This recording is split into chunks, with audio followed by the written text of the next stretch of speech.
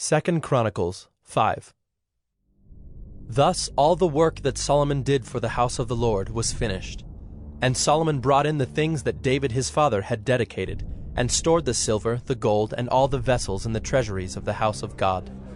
Then Solomon assembled the elders of Israel, and all the heads of the tribes, the leaders of the fathers' houses of the people of Israel, in Jerusalem, to bring up the ark of the covenant of the Lord out of the city of David, which is Zion.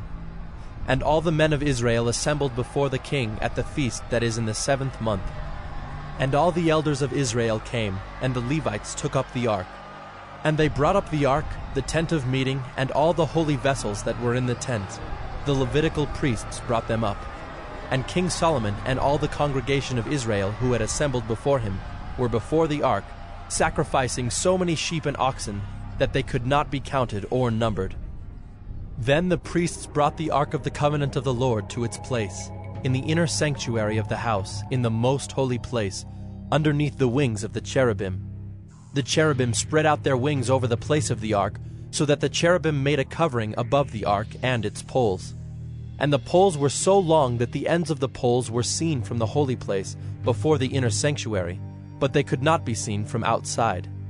And they are there to this day. There was nothing in the ark except the 2 tablets that Moses put there at Horeb, where the Lord made a covenant with the people of Israel when they came out of Egypt.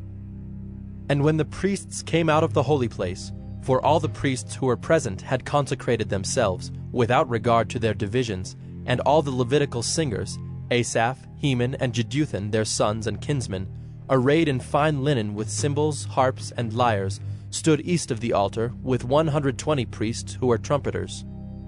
And it was the duty of the trumpeters and singers to make themselves heard in unison in praise and thanksgiving to the Lord.